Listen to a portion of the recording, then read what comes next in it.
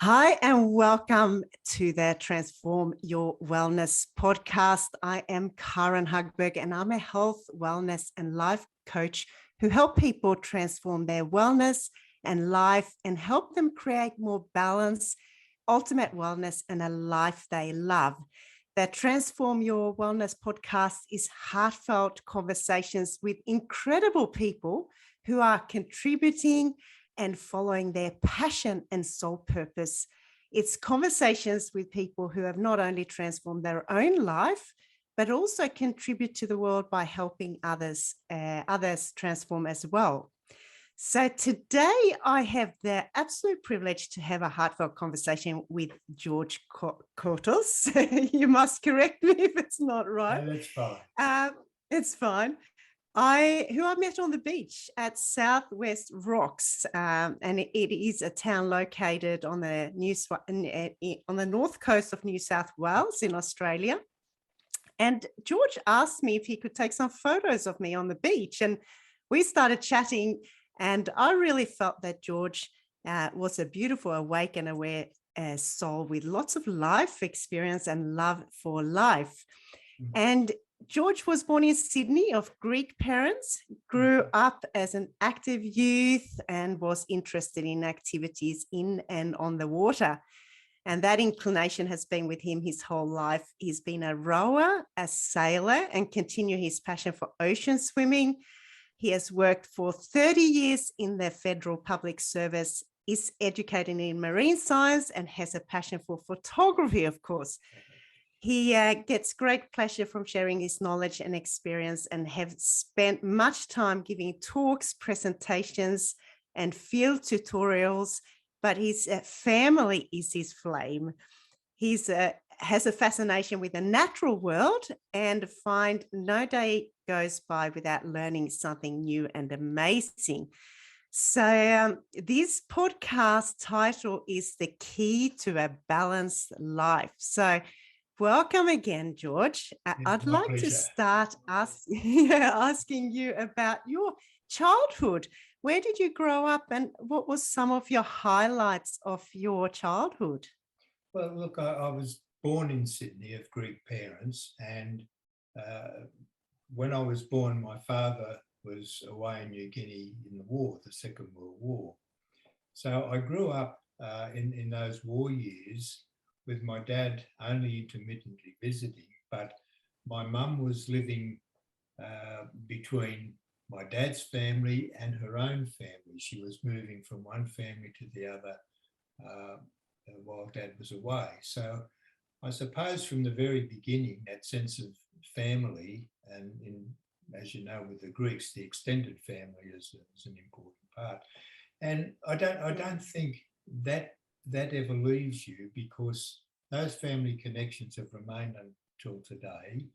And my children and grandchildren have seen that as an example. So, you know, the bottom line is it's about us caring for each other, and they see that not just that in that atomic sense, but in the broader sense. And we need to look back to how less developed cultures maintain that, and we look at the strife and the hardship, whether it's war or famine, and we see those things at work on our TV screens, and they're integral to those people hanging on. And you think, my God, how do these people do it? But they do it because of that sense of connection. And modern life in Sydney or the Gold Coast, it's very easy to lose that. But being Greek, I think there's that, the Greeks, the Mediterraneans maintain that very strong sense. And yeah, that stayed with me all my life. So that's the beginning. And I'm privileged in having a large family on my mum's side and my dad's side. But I also had the good fortune to have a good education. My mum and dad were steady people. Education was valued. I went to good schools. as I became a teenager, I became lazy and distracted. And I have some regrets that by the time I got to late senior high school, my head was everywhere but in the books. But it's amazing what sticks. And I was a late maturer. Can't have regrets about that. That's just the way you are. But the minute I found a girl who I felt was going to share my life, I started to get very serious about self-improvement, doing something with my life. I had a job in the public service and I started to study and work hard. And, you know, when you go into a marriage and with the intention of having children and what have you, that was a driver for me. You know, we want to have a family, and that means being able to afford a house, and you do that best by, you know, self-improvement, getting better paid jobs, promotion, and so on. So that became a driver. And all of that happened. But the driving thing can get a bit out of hand, Karen. And I suppose there was some obsessionality there, which I didn't recognise until later. But that wasn't there as the carefree, rather lazy and distracted young boy at school. That started to manifest later. So that's the background. I had a very satisfying career. I was involved in a lot of change, some serious policy initiatives, things like that. But at the end, one thing started to disappear.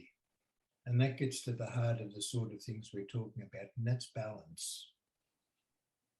Work becomes more consuming. And you reach a point where you're in the office late at night and you realise your kids are in bed. You weren't there at breakfast time, dinner time, and the kids are in bed. And that might be the case until Saturday morning. So that awareness that you're losing balance, if you have a background like mine especially, it starts to weigh heavily. And in the end, you've got competing things happening in your head. Yeah. And no doubt, I mean, it sounds like your family's probably the highest on your values, or one of the highest values you got. So that would have been a bit hard for you to, you know, put so much time into work and miss out on what was truly, really, as we said before, that's your flame. The family is your flame. So you can only do one thing so long, so hard. Yes. But after a while, it sort of takes its toll, doesn't it? Well, it does. And I think there's a little bit of distraction. People talk now in this modern era, this enlightened era, people talk about a work-life balance. And at first that resonates, but there's a danger in that saying, in that it means that work isn't life. Somehow life is something else other than work. And I think that's a distraction from some realities. Work is life, whether we're out ploughing the fields or whether we're giving policy advice to government or whatever we do, or if we're looking at a beautiful cuttlefish under the sea as part of your work. Work is life. And I think we need to be careful with this modern interpretation of separating work and life. We use this term work-life balance. And I think a lot of people find wonderful fulfillment and are able to balance that fulfillment with other things, including family. So work-life balance, it's only when things get out of balance that it becomes destructive. So if this, you know, you're seeking pleasure at the expense of of doing something worthwhile with your work, then that's also out of balance, you know. So in the end, it got out of balance with me. The career was everything, and but then that those decades of formative family values start to prick away at the back of your mind, and there's a conscience. I am missing out. The kids are missing out. Yeah. What is really important, and in the end, a health problem develops, and a reassessment is forced on you. A reassessment is, you know what is of high value, and you know, at the end, that, you know, that just has to come out and come forward again. That happened to me. Yeah. So what happened then? Tell me a little bit about that period when you hit, obviously something really hit you, or you had some ill health, did you? Yes, and some of it wasn't immediately identified as stress related. You know, you're in the cardiac ward in the middle of the night, and all the tests the next day don't reveal a life-threatening heart condition. But then when people start to talk to you about your life, then, you know, slowly the pieces fall into place. So you take a step back, and it's time for change. And at the time, I took a bit of time off, but it's amazing. At the time that happened, I'd formed a relationship with a professor at a university, and he was involved in the earth sciences. He started professional life as a geologist, and then he got into marine geology and then microbiology in the oceans, and he became my mentor. Okay. And I was appointed as a citizen member of an advisory body, but over time, you know, my heart had always been with the ocean, and I had a view of the natural world that was beyond just the trees and the bugs. I started to focus on how we fitted into the natural.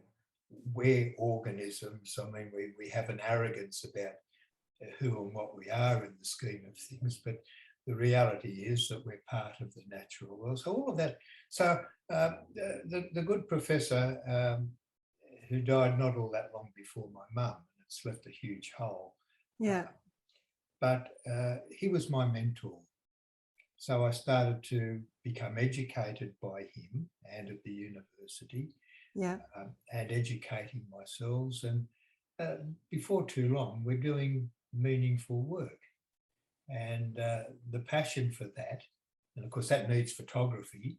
And so the passion for that, and my love of photography and the beauty of things.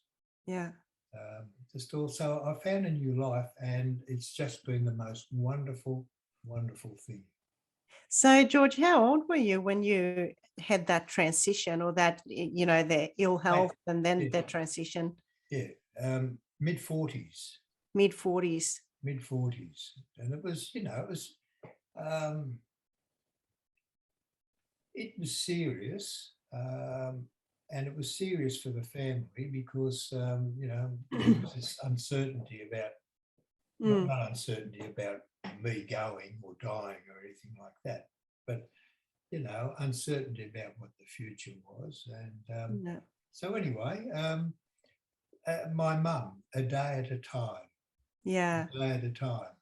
And I had the good fortune during that time of personal reappraisal, I had the help of a man who was helping Vietnam veterans.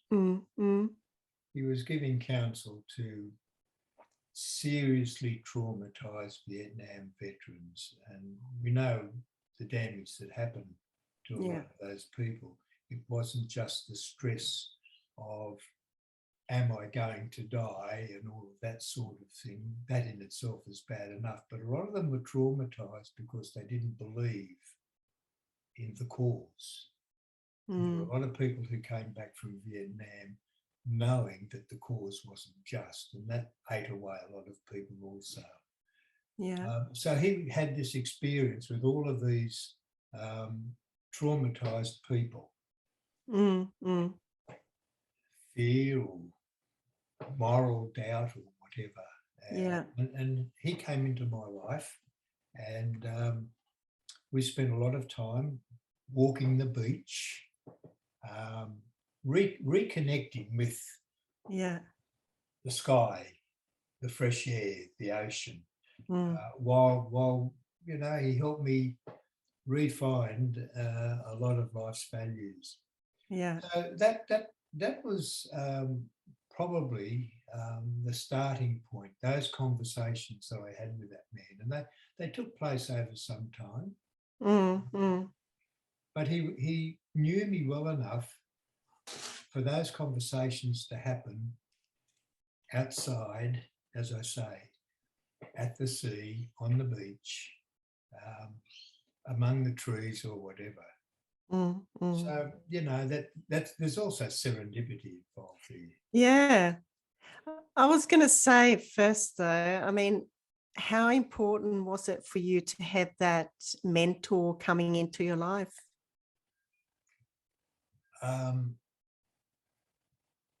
Look, I would say it was critical.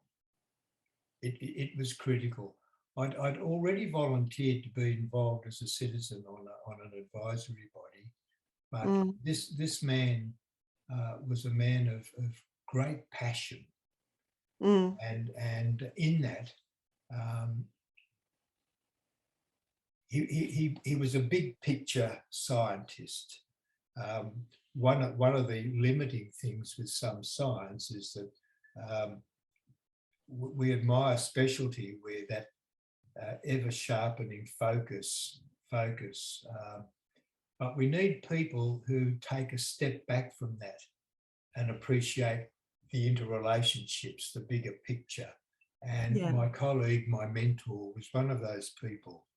Mm. So having started as a geologist and then got into marine geology and then started to look at the organisms and whatever, he was starting to take that step back from the fine detail, which is critical.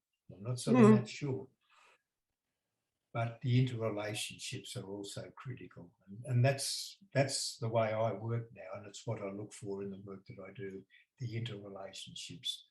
Yeah. And once you do that, you start to see, for me, I start to see our place in the order of things, our place as people, as human beings, as organisms. Mm. Mm. Start to identify our place in the order of things. There's a man called Hugh White. Yeah. And he writes about what constitutes a good life, things like that. And Yeah. these things, when I became involved with my mentor, he's a well-recognised scientist, and the thought of making a fortune from science couldn't have been further from his mind. It was the honesty of science, the exploration of science, and where that takes us for a better world. Mm. So Mm. making money is one thing, but I read things about what constitutes a good life. Yeah. And it's about giving that thing that improves things, whether it's another person's life or improves what our grandchildren are going to inherit. And that's a big driver for me now. Yeah. Not just my grandchildren, your No. grandchildren, everybody. Yeah. And they're the things now. And there's an intrinsic connection with family and all of that. I want to leave. Yeah. So my legacy to my children is that I've Yeah. worked for a better world. Yeah. Yeah. So those things, is that a good life? Well, for me, that's more important than looking important in my Porsche. Yeah. Yeah. Whatever, you see. Yeah. So let's look at what we've been talking about so far. just looking at the keys to a balanced life. So if you want to, you've had some golden nuggets here so far, but if we want to sum it up, just what we've spoken about in the last 20 minutes, what would you say some of the keys would be so far? Correction, it wasn't Hugh White. He's a diplomatic expert. It was Hugh Mackay, who's a sociologist. Hugh Mackay's writings. Now, look, we met at sunrise on the beach.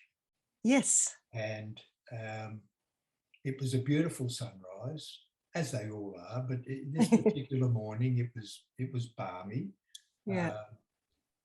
You were down to your swimming gear or very light gear, and you're enjoying a moment that it caught my eye. You're enjoying the moment, the new day, the colour of the dawn, and that caught my eye and it resonated with me. And we had a little conversation not all that long after that. I was with my wife. Yeah. And you asked me about my age and what have you, and I spoke about a number of keys in life for somebody my age. And as you age, things become little things become more important, like your mobility. Yeah. My mentor rang me one morning and said, George, I need your help.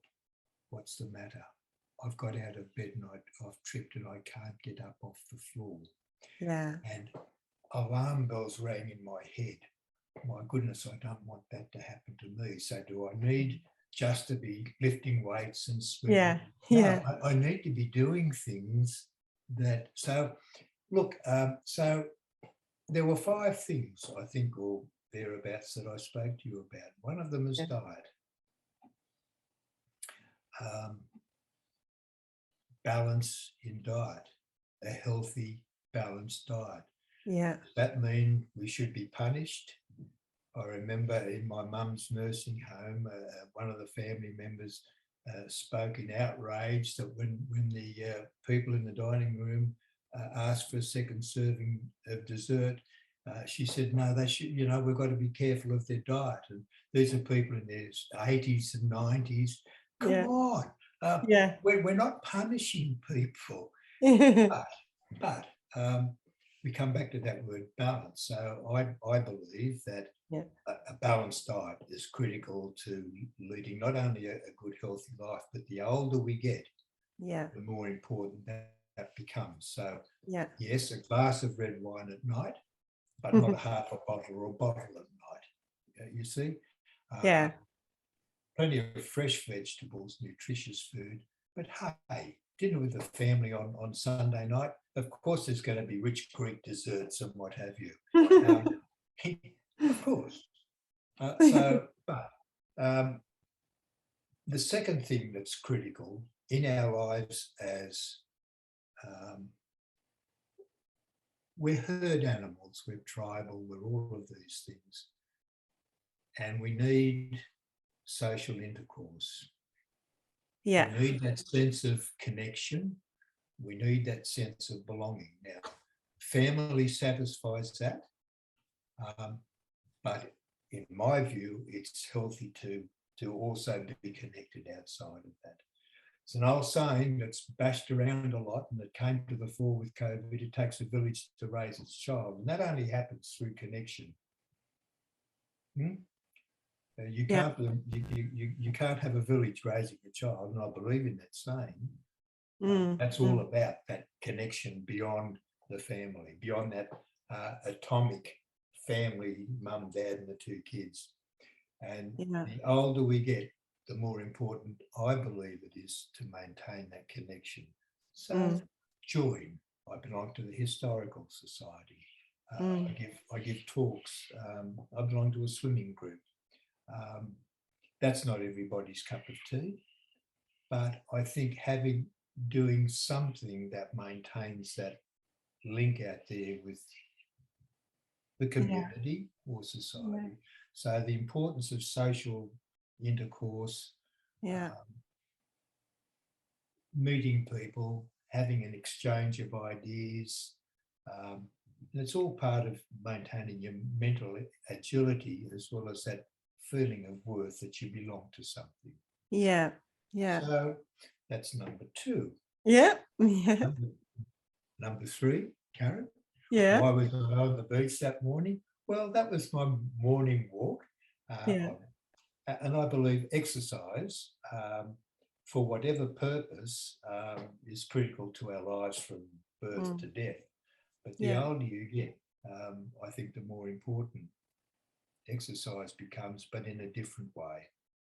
Flexibility, maintaining weight bearing so that your bones retain calcium density.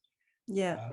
So flexibility, being able to tie up your shoelaces, a thing that people your age take for granted. And that's why things like gardening, when I was rowing and what have you, gardening is exercise. Yeah. But at my age now, it's almost yoga in nature. You're reaching, Yeah. you're bending, you're lifting. So all of those things. So exercise, Yeah. tailored to your age needs. We don't Yeah. want injury. Yeah. It's true, isn't it? You really got to be accepting through the changes in life as we grow older. That's something that I've learned too through injuries, just accepting where you are and but keep moving and not stopping. Yes, yes. Yeah. Look, what you're talking about there is an important thing in our psychology as we age, and that's being able to move the goalposts. I'm 80 next birthday, not 18. As much as sometimes I feel 18 inside, the reality is if I try to be 18, I'm going to hurt myself and it takes a long time to recover. So tailored exercise, moving the goalpost, but maintaining that daily routine of whatever it is, walking, swimming, yoga, Pilates, any of these things that maintain. And look, you should never undersell the psychological importance of exercise. Getting out and walking on the beach at sunrise, how good. Yeah. Taking a bush walk, being with the trees and the ferns and the birds. Yeah. Beautiful. So exercise, intellectual stimulation. Don't ever give up. That's again, George. Don't ever give up on each day offering something new. You've learned something. So you might formalize that by, as you age, learning a language, taking up a course, university of the third age. There are all these things that help you to maintain intellectual stimulation. You can get that from a group that you join. Yeah. So, no doubt you've kept that going. Your learning and stimulation of the mental. I definitely picked that up as soon as I met you. I was going to say, do you talk Greek? Look, yes, in a very, I call it survival Greek. Well, it is survival. I mean, I can live, get away independently when we travel in Greece. I couldn't speak English when I started school because that's what was spoken in the home. Yeah. And my parents, well-meaning, but ultimately misguided, to help me and my siblings assimilate, stop speaking Greek in the home. Now, it's only a matter of time before there's a price to pay. And as I say, that was well-intentioned, but misguided. And I would say to any immigrant family now, whatever you do, maintain your mother tongue. Whatever you do, have your children maintain their mother tongue. It's not going to hurt their education in Australia or their English, but whatever you do, do that, because that's your cultural connection. That's good to hear. You know, George, that I'm Swedish, and I brought up my kids. I spoke Swedish at home.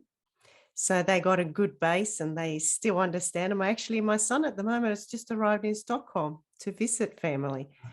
But that's been a real gift, and I absolutely agree with you. That's important to do.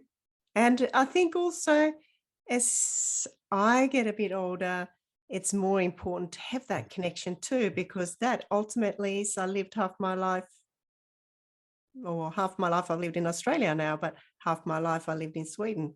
Yes, And they were obviously the crucial years of, when you develop. So it's a big part of you. So it's really important. And it's a free gift that your kids exactly, can get. Yeah. exactly. Look, uh, everything's in a context in that regard. I started school in the 1940s, and it was a difficult place to be different. Mm. Australia was a difficult place to be different, whether you were Asian or Mediterranean, unless you were white European. For anybody else, it was a difficult place to be different, and there was a lot of pressure to, well, particularly on young people, not to be different.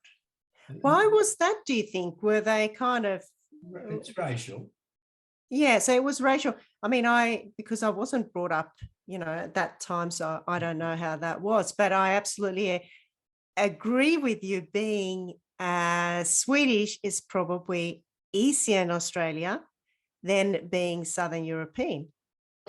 Or Pakistani. Exactly. And I remember actually it was quite interesting. If you don't mind me sharing, I was at the gym once, and I was sitting there next to a few men on the spin bikes, and they were pointing out something about this man that was, I don't know, Italian or Greek, and they said something that wasn't so nice, and I picked them up straight because I think they said wog, or that, Yeah. and I went, so what do you think I am? Oh, but you're not the same. I said, hang on there, but I am. Yeah. But you just look at me differently. So Yeah. I put them on their spot there. So it's interesting you saying that it was a little bit more challenging at the time.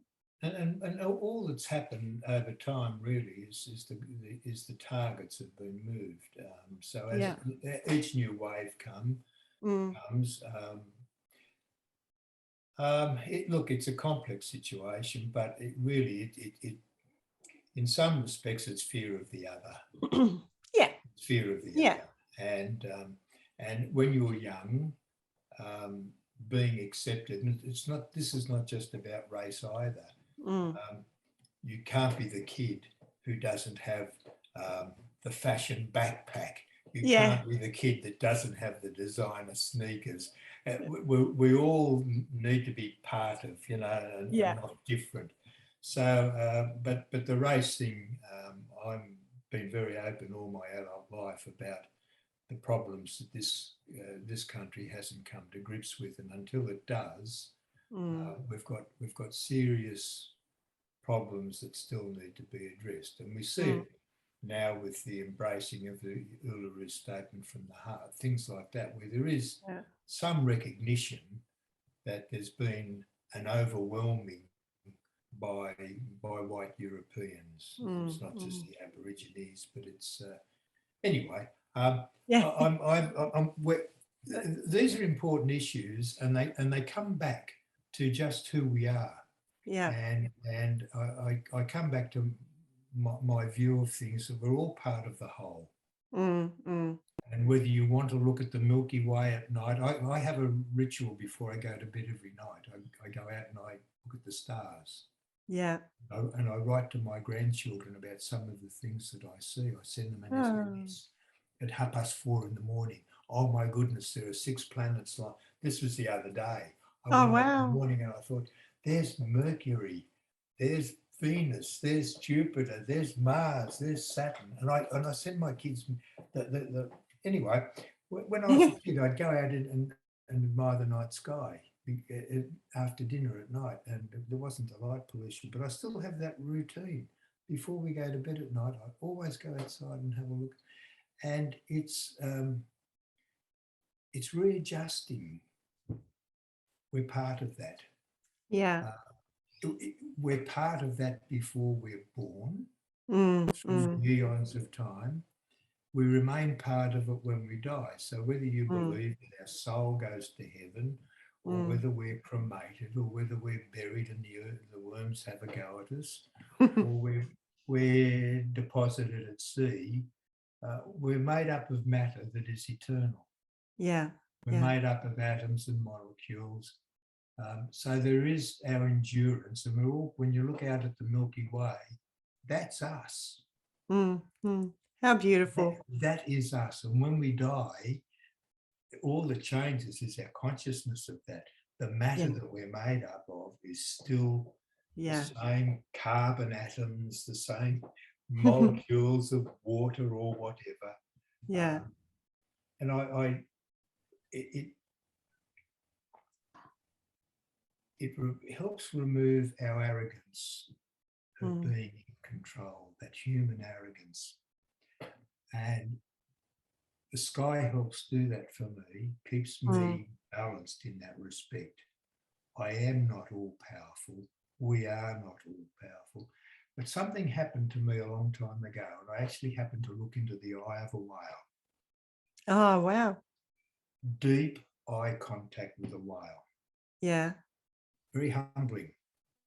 And the hairs are coming up on my arm now, just thinking about it.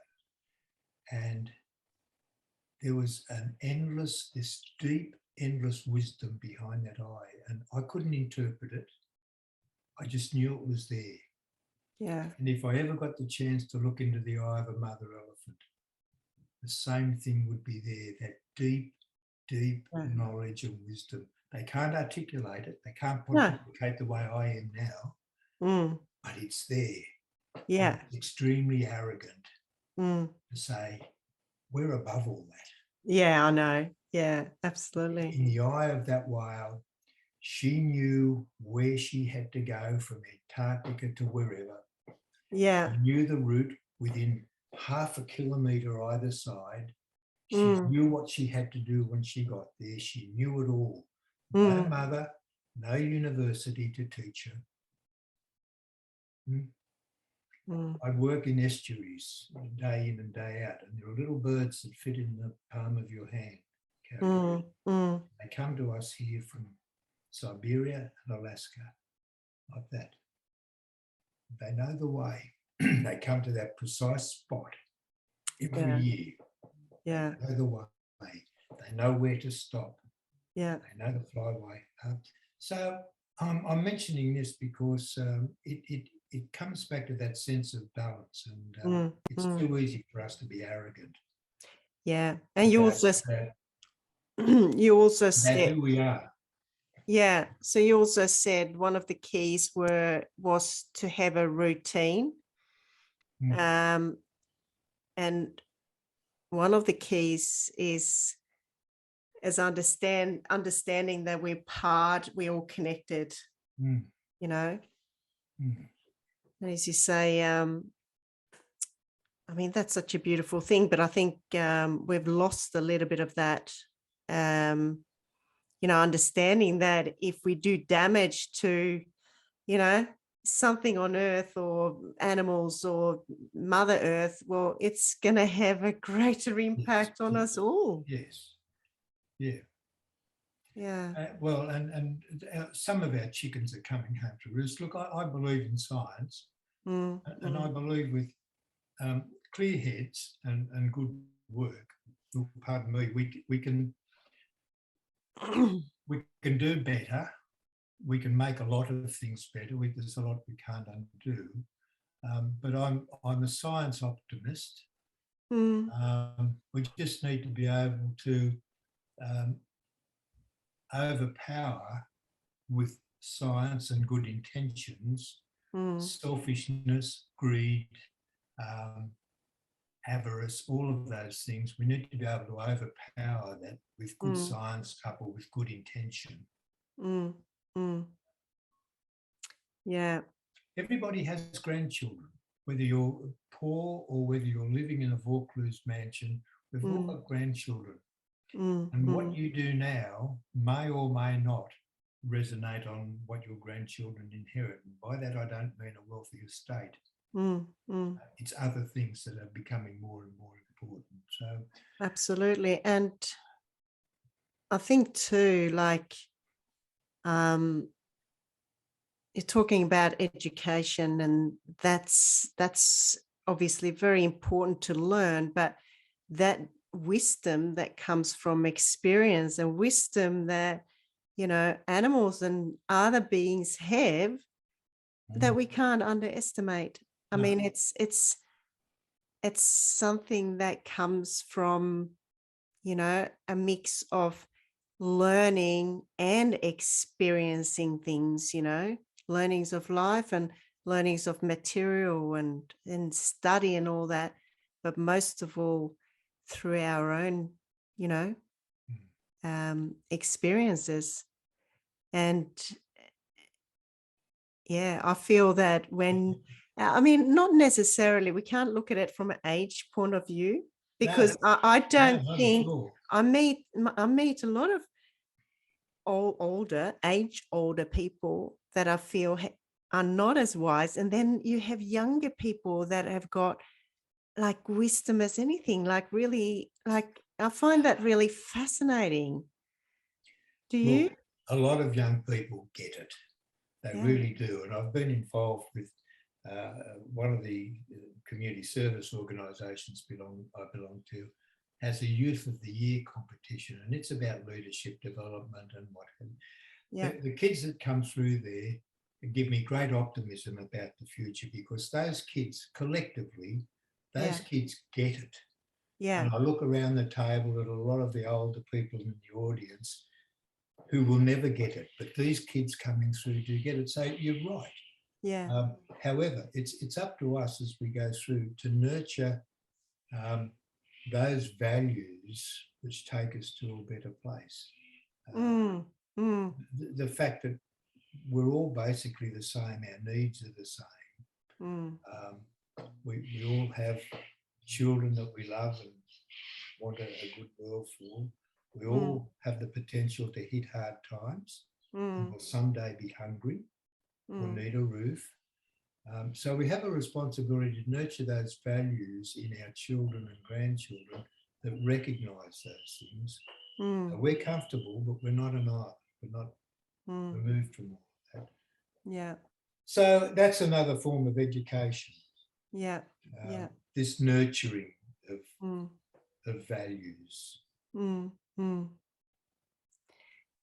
Any other key points that you feel is really, really important for, you know, being as balanced as we can? I guess, as I always say, as we go through life, you know, we go through different stages, and some things in our life we focus on more at one point in our life, and then it changes as you get to a different point, and it's kind of navigating through that, isn't it? Navigating and recognize and accept at that point in time we're at. But yeah, I'd love to hear another key point to a balanced life from you, George. I'm going to throw a word in, Karin. Yeah. Intimacy. Intimacy. The value of a hug. Yeah. The value of knowing that somebody cares. Yeah. Intimacy takes very many forms, but touch, the nature of eye contact, Yeah. the things that we can talk about and share. Yeah. All of those can be involved with what I call intimacy. Yeah. Obviously, it involves sex. We're sexual beings, and that all comes under. I think we all have a need, and we all suffer if we're deprived of intimacy. It's a mother taking a child to her bosom. It's, if you're in tears, a caring hand on your shoulder or a hug. Yeah. Or being able to talk to you about things that are important to you with that meaningful eye contact. Says, you know, I care about this conversation. I care about you. That's all under this umbrella of intimacy. So I place intimacy in those handfuls. And as I say, that necessarily includes sex. And Mm. while you can, do it. No, that's seriously. No, that's seriously. fantastic. And I think that sometimes I just know some people that I know, they say, no, I'm perfectly happy, by myself. And it's like they're pushing that part away, which I truly believe myself, just like you, George, that we are human being, and that's one of the basic Mm. needs. We do need that physical contact, that's, it's very, very important, isn't it? Look, it reveals itself in pet ownership. Your dog. Yeah. It's non-judgmental about us. Yeah. It wants a pat on the head. It will even give you something if you're not good to it. That's the Yeah. sad thing about animals. You can abuse them and they'll stay with you. Yeah. But we do draw some form of intimacy from pet ownership, our relationship with animals, because they're not judgmental and they'll give us that bit of warmth, that bit of comfort. Somebody by your side or somebody on your lap while you watch TV. So we can be alone, but while the cat's in your lap watching TV, we're not. So that all, to me, all that falls under the umbrella of some level or other of intimacy. Yeah. While some people may cope or be happy being on their own or whatever, I don't think that's part of the human condition, personally. I think we need some level of intimacy in our lives. Yeah. It may be because of past experiences they've had and they push it away. Who knows? Yeah. Who knows? But as human beings, I believe, just as you, it's important. And hopefully you're in a healthier, balanced relationship where it's working, because obviously that's important to acknowledge that you are in a happy relationship. Look, if or a supportive, look, all of that. Yeah. But if there is an intimacy, you're also putting up a barrier, however small or large. Without intimacy, you're putting up barriers to honest discussion. Yeah. Honest discussion, and I'm talking now between individuals, not honest discussion between one politician and another, or I'm talking now about our relationships, but with intimacy, hopefully there's honesty in the things we can talk about. Yeah. Yeah. Absolutely. Because through intimacy, you know each other. Yeah. Yeah. There's understanding. Yeah. Yeah. And I got the sense that you got a beautiful lady in your life when I met you on the beach. She is, yeah. Yeah, I just sensed that. And I even got you to give her a kiss, didn't I? Well, and you recorded that. I You did. recorded that, and I have shared that. I've shared that with my children and grandchildren. Well, you did say, didn't you? I can never show my kids this. And I thought that was the most beautiful photo. Yeah. It was absolutely beautiful, I thought. So it really showed the love in between you two. We've shared a lot. We've been married now since we married in 1967. Wow. And so we've shared a lot, ups, downs. Well, we've built a life and a family from 2 kids embarking on what at the time was a lot of fun and not a care in the world, with jobs, making a bit of money, nights out, restaurants, friends, parties. But we've built a lot from that. And we now have a comfortable existence. We had a family birthday last night. Yeah. We were all together. There was warmth. There was happiness. And Sue and I came home feeling comfortable. Yeah. happy, comfortable. But you know, one last thing, Karen, Yeah. I can't think of anything worse than being on your deathbed and having regrets. So if there's things that you can address between now and that moment that will Yeah. remove some regrets, do it. Yeah. Yeah, absolutely. And it's a good question to ask ourselves.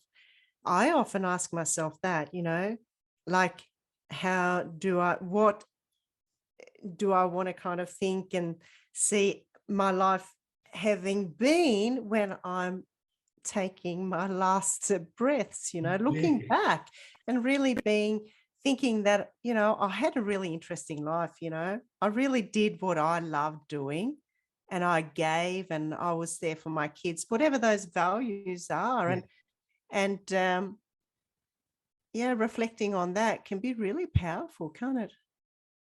yeah. I mean, obviously things happen in your life that you can't turn around. I can't make Mm, myself now a better high school student than I was, mm. lazy, distracted. I can't change that. No, no. But if there are things unfinished, if there are things um, that you don't want to go regretting, and you can do something about it now, do Mm, it. mm, Because that's you. We all want that comfort. mm, We mm. all want that comfort. So my mum went into care. She was in care for about 10 years, and she lived just in care just down the road. And Yeah, I visited her every day. And there are a number of things that have been a privilege, but one of them was to be with her at the end. yeah. And for about 10 days, I sat beside her during that process, and I shared her breath Wow. in that little room. And I thought about my mum and her life, and she died with comfort. She knew that we were all right, we were Mm, all okay. Um, and that's, I looked at her and I thought, well, mum, you've done a good job. yeah, We're all okay. yeah, We're all okay. Now, whether in the private space of her own head, she had things that I'm talking about, regrets or whatever, nonetheless, she knew that we were all okay. And I think that's probably the biggest thing when we've got children and grandchildren. yeah, They're all okay. yeah, yeah, We look for that comfort. yeah. Can I ask you how old was your mum when she passed? Hmm. How old was she? 98. 98. 98. That's a good life to have, isn't it? 98. So what are some of the things that you are looking forward to doing in your next 20, 30 years, George? Look, for the time being, um, I believe I can do more of what I'm doing now. Maybe the pace changes. Yeah, Um, I I've got a knee that's on the way out, and an orthopaedic surgeon is going to give me certain advice about that. But the fact that I keep myself fit and well means I've got yeah, an optimistic position about the outcome after the orthopaedic's done his bit of carpentry. yeah, So look, I want to remain connected. I belong to groups, and as long as I can, I want to maintain that. mm, I want mm, to do it with the partnership of Sue. She doesn't involve herself in my things, but she shares my at-home activities with those things. yeah, She's got her own Sue things, mhm, and that's nice. And yeah, just look, basically more of the same. I'm very happy with what I'm doing and the way that I'm aging. yeah, So I can't make myself 18, no, but if I can just maintain my discipline, mm-hmm, go out every night and gaze at the stars, yeah. What a beautiful routine. I love that. gaze at the stars. I don't think my kids, grandchildren, thank me like at 4:30 in the morning when their phones are going bing, bing, bing, with SMSs coming in. But hey, that's me. I'm driven by passion. Yeah. That's me. So yeah, as long as I can, I've got birds at the back. I grow my little plants. I love the bush. I go bushwalking, but my focus comes back to the estuarine environment, the marine environment. Yeah, so that's your passion. And what about the photography? You really are passionate about that too, aren't you? Yeah. That records a lot of my work. And when we lived in Southwest Rocks, I'd been up. There's a small estuary there, and I've done a paper for the local council, a photographic interpretation of that. I'll explain what the processes are, but I do it by photographs with a narrative attached to the photograph. So I've just got that ready for printing now, and yeah. Okay, fantastic. That's great. Yeah, isn't it interesting going back to serendipity a little bit, George? And I believe that, you know, you meet people for a certain reason, people come into your life, and you know, like meeting you just randomly at the beach like that and striking up conversations and feeling like there was some sort of deeper connection there. Isn't that interesting? And then I hear too, you used to row, you know, I used to row. We both got photography also. There's a lot of things we've got kind of in common too. But tell me a little bit about the rowing that you were doing. We lived at a place called Rod Point, which is on Iron Cove in Sydney, and just across the bay was the Haberfield Rowing Club. And one of the neighbours said, "Come on, son, you're a little sparrow," and I was. You'd make an ideal coxswain. So off I went as a boy, sitting up the back of the boat, calling out the strokes and the place and what have you to the crew. But of course, the time came when they said, "Hey, you're getting too lumpy for all this. Get on the end of an oar." And so that's what I did until shift work interfered with my capacity to train. So I did that for some time, and I never lost the interest in it. In fact, we scattered Mum's ashes down there where we all grew up, and she lived for all those years. And we had a family reunion on that day at the rowing club, and it's where I met Sue. Oh, wow. We met at a dance at the rowing club, and she was to be there on a blind date with a famous rower. A famous rower. Yeah, he was an Olympian. And, and for one reason or another, he didn't turn up. She did, and I was there with the group, and we connected that night. We danced. We went for coffee afterwards, and then it was a date, and the rest is history. So they were my rowing years, and I still row. I have a little boat on Port Hacking. And I still go out now. It's the winter mornings, but I'd be out in the dark of a morning up until about 2 years ago, in the dark, in the morning, rowing on Port Hacking. I'd come back, come home, have breakfast, and then go for my swim. So I've maintained the love of that, and I've got a little motor launch. It's a family resource, and we can sleep on it and what have you. If somebody said to me tomorrow, "You've got to give up one of those two boats," the motor launch that you can sleep on, that's got hot and cold water, or your little rowing boat, which would you give up? You know the answer, Karin. You know the answer. I think you want the little rowing boat. Yeah. Did I tell you my story about the rowing? Tell me. That's how I came to Australia. Did you know that? No. Well, we don't know very well. You know more about No, but that's what I'm saying. That's how I didn't row to Australia, but I rowed for Sweden. 1990, I rowed for the World Rowing Championships in Tasmania. Oh. My goodness. Well, Tell there me you more. go. That's my story. Well, it was the love for rowing and also love that brought me to Australia, because my ex-husband, he was rowing for Australia. And that got me on a journey to moving to the other side of the world. So you were in a crew? You Yeah, were with the sculler? I was in a lightweight double scull. Right. I was a lot smaller than I am now. Weren't we And all? well, you're still the same size, but I'm slightly bigger. You know, we started on this with a thing called mindfulness, Yeah. and rowing brings to the essence mind, every stroke, every breath, the timing.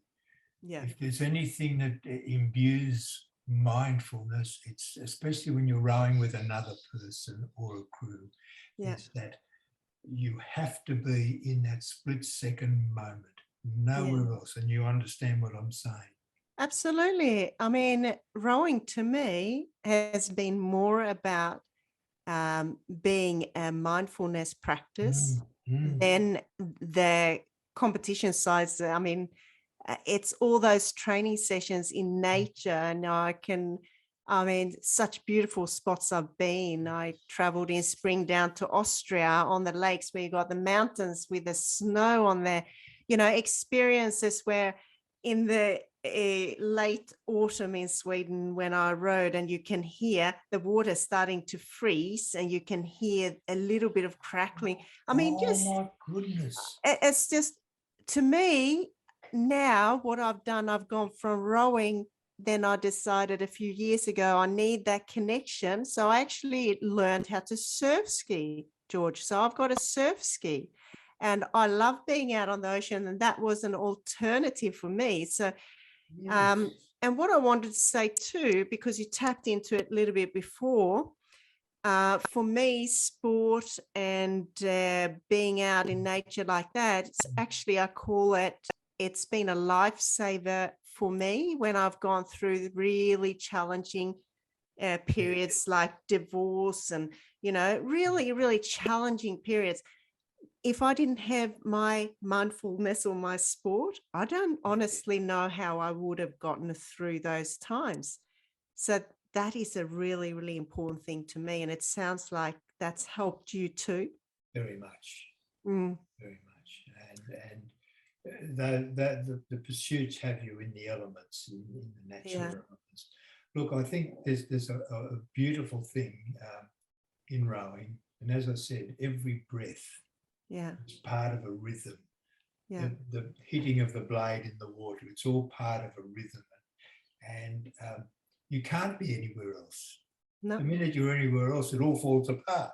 exactly. And it's actually, people don't, I think, realize what a graceful sport rowing is. And particularly, I rode a lot of single scull and double scull, but I trained in single scull.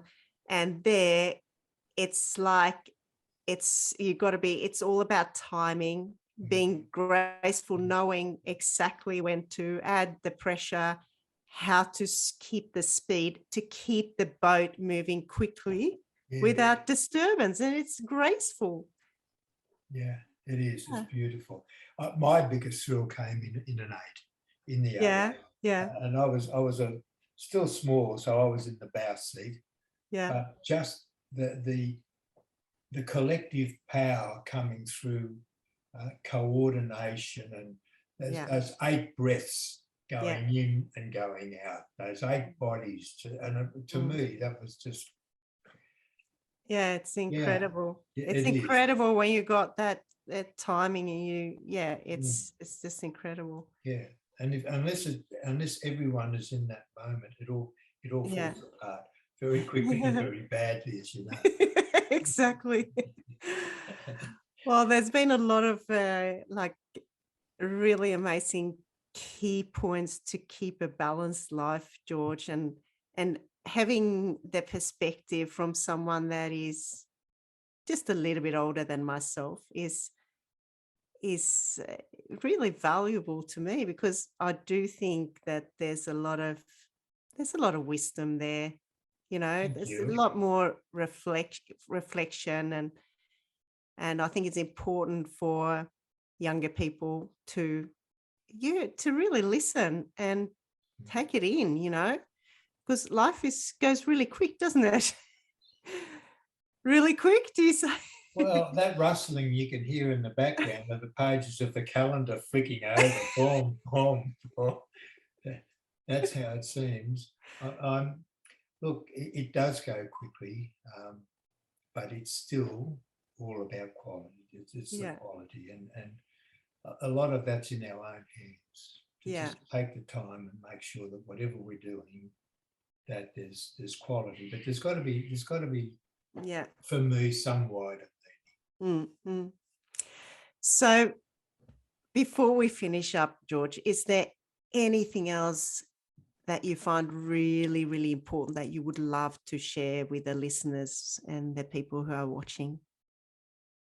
No, look, only to say that we achieve the best things.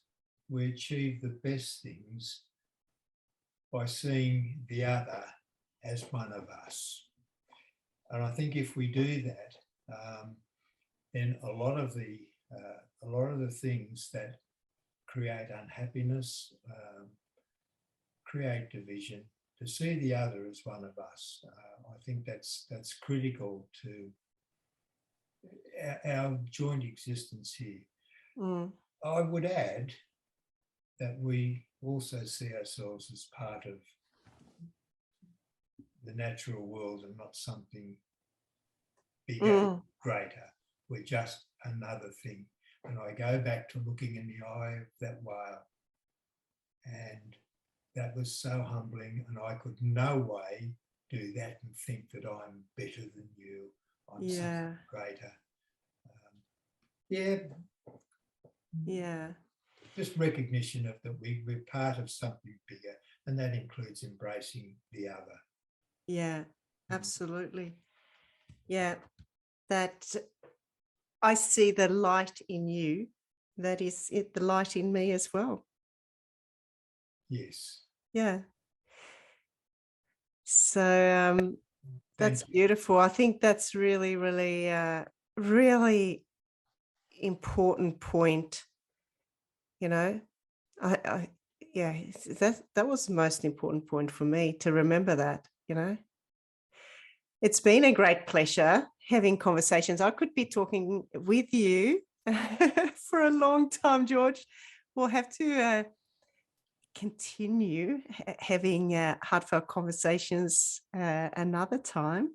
Yes, But I think that would be lovely, Karin. Yeah, and we will definitely stay in touch. Yes, please.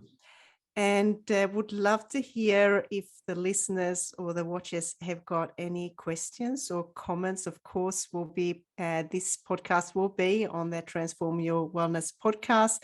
It will be on YouTube and on Facebook. So the information is there. You can contact us and perhaps ask George questions or myself questions, and we can get back to you. But thank you so much, George. I really appreciate your time, and please send my love to Sue.